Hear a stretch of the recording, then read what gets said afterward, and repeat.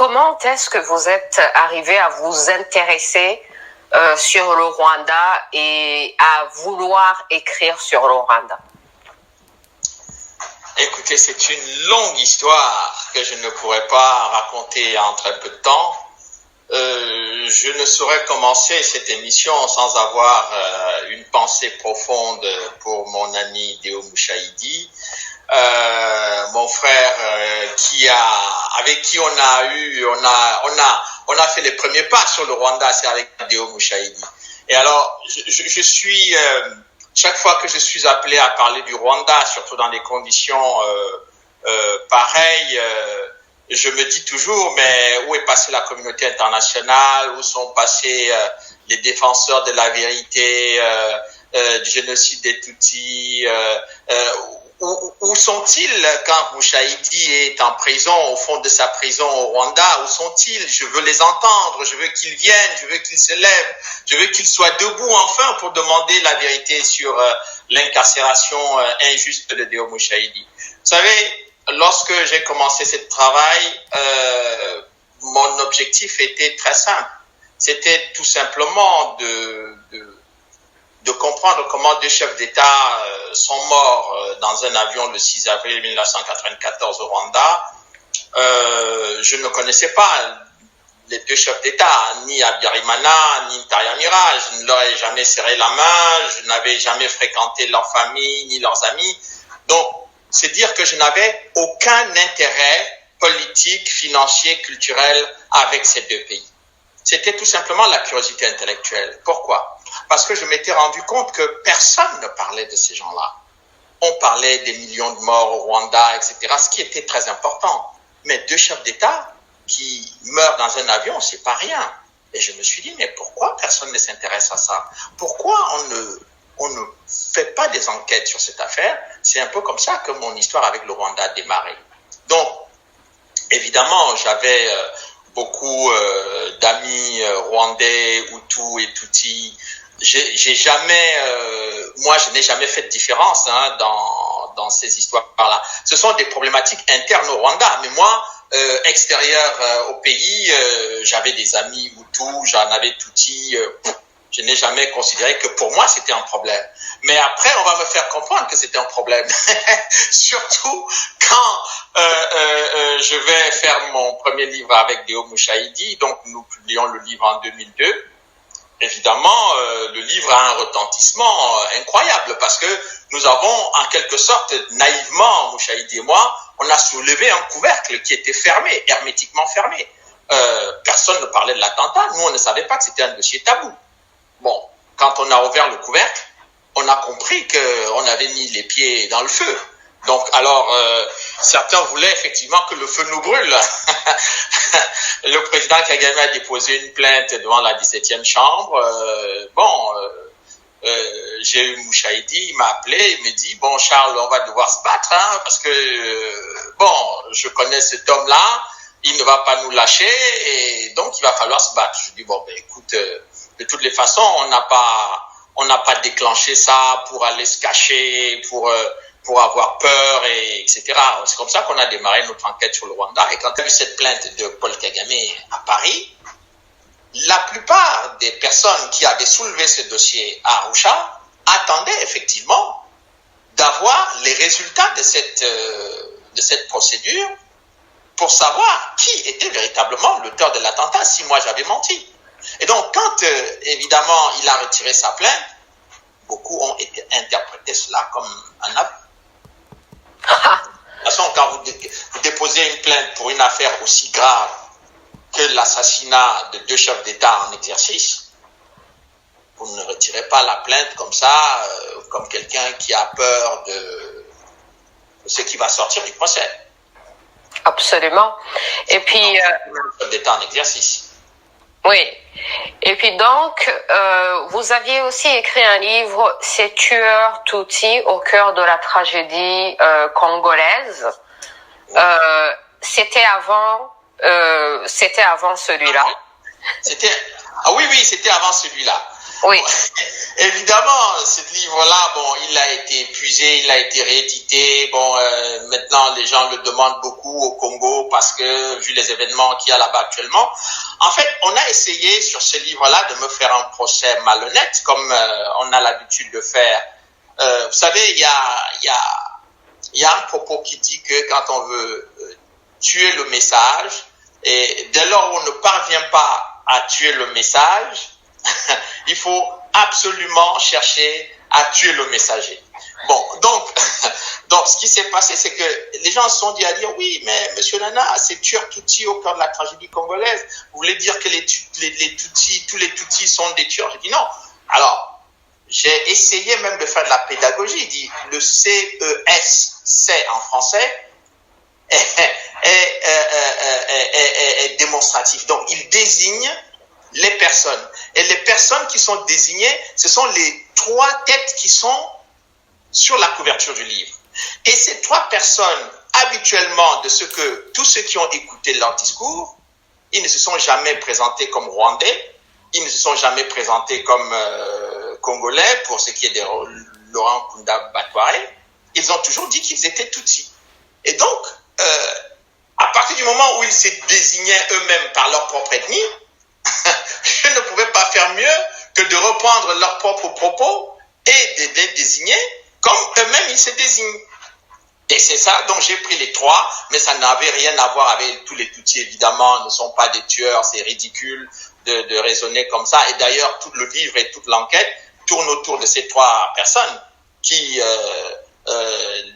l'un était président et toujours président de la République du Rwanda, et qui disait qu'il venait avec la dictature, mais il est toujours là, il n'est pas parti, il n'a pas l'intention de partir. et les 2 autres, un a été chef d'état-major au Congo, il est retourné au Rwanda pour devenir ministre de la Défense, donc je ne sais pas très bien s'il est congolais ou s'il est rwandais. Et puis l'autre, Laurent Kunda, qui disait que lui, il était congolais, mais lui aussi, il a fini par fuir pour aller au Rwanda. Donc, je ne sais pas s'il a envie de revenir au Congo ou s'il reviendra au Congo ou s'il est finalement congolais ou s'il est rwandais. Donc, vous voyez très bien que lorsque j'avais pris cette dénomination et lorsque j'ai fait ce travail, je ne savais pas qu'on allait avoir ce genre de spectacle bizarre a posteriori.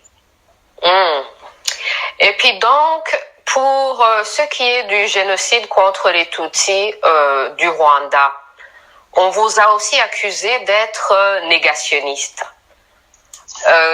Vous dites quoi par rapport à ça?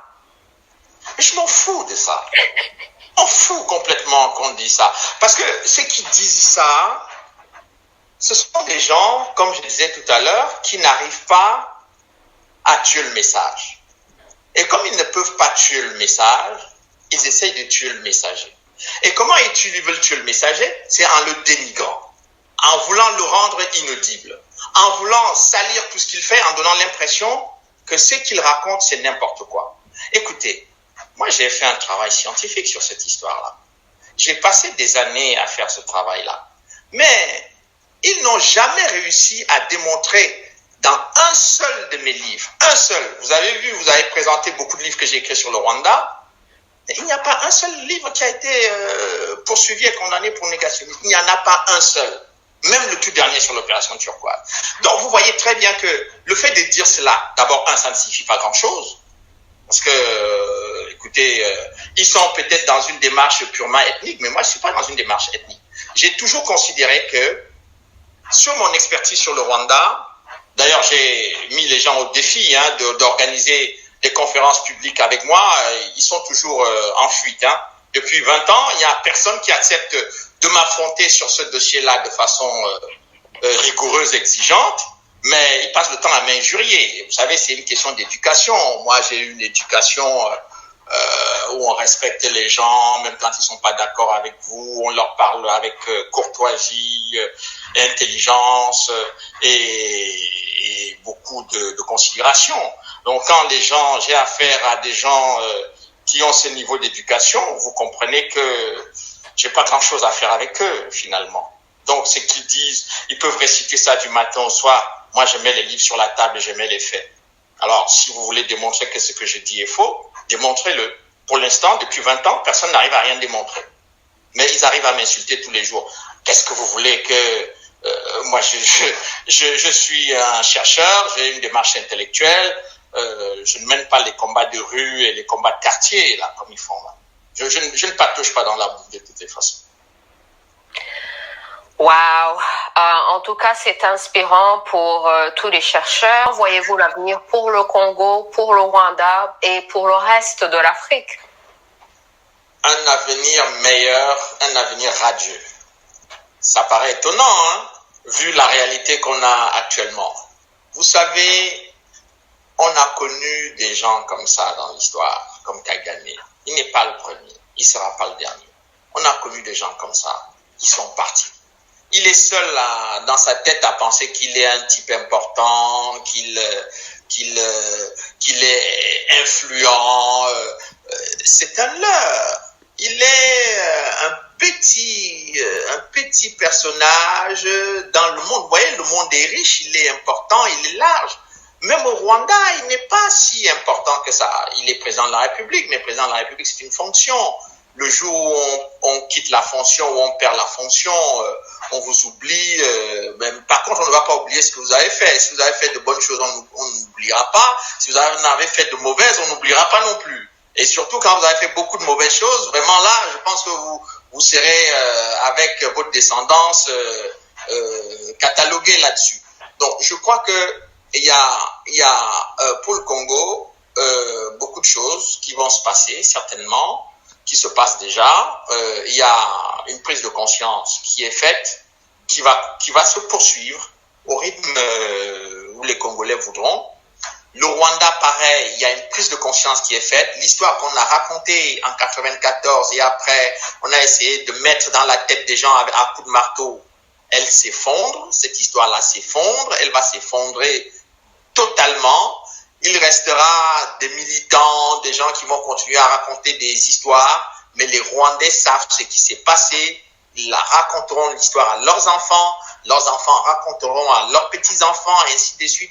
Et tout le monde saura la vérité. Les gens le savent déjà, c'est simplement que la communauté internationale ne veut pas reconnaître l'histoire, la véritable histoire des Rwandais.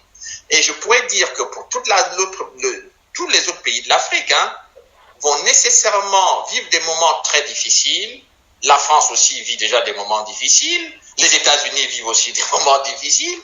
Mais je pense qu'on a besoin d'avoir des gens qui ont un autre regard sur le monde. Ça paraît utopique, mais c'est pas toujours si utopique que ça. Et d'ailleurs, le monde s'est parfois fait grâce aux utopies.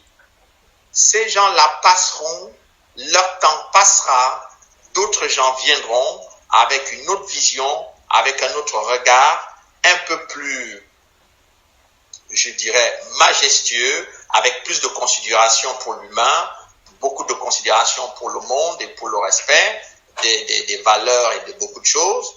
Et on va progresser comme ça. Donc, c'est que ces pays ne vont pas rester comme ça. Parce qu'il n'est dans l'intérêt, pas de la majorité des gens que ces pays soient comme ça. C'est une petite poignée de gens qui en tirent profit, qui aiment que ce soit comme ça. Mais tous ces pays vont s'en sortir. Et je tiens aussi à rendre hommage à des amis, des compagnons qui ont travaillé beaucoup aussi dans ce dossier, comme Beko, Patrick Beko, comme Judy River, Pierre Péan, Robin Philpot. Il y a beaucoup de gens qui ont travaillé pour que le dossier du Rwanda évolue. Tous ces gens-là, le professeur Stam Davenport, Robin Philpot, il y a beaucoup de gens qui ont travaillé pour que le dossier du Rwanda évolue. Tous ces gens-là, le professeur Stam Davenport et plein d'autres, eh bien, c'est avec cette petite poignée de gens que progressivement le mur du mensonge va être perforé jusqu'à finir par s'écrouler. Wow! En tout cas, merci infiniment.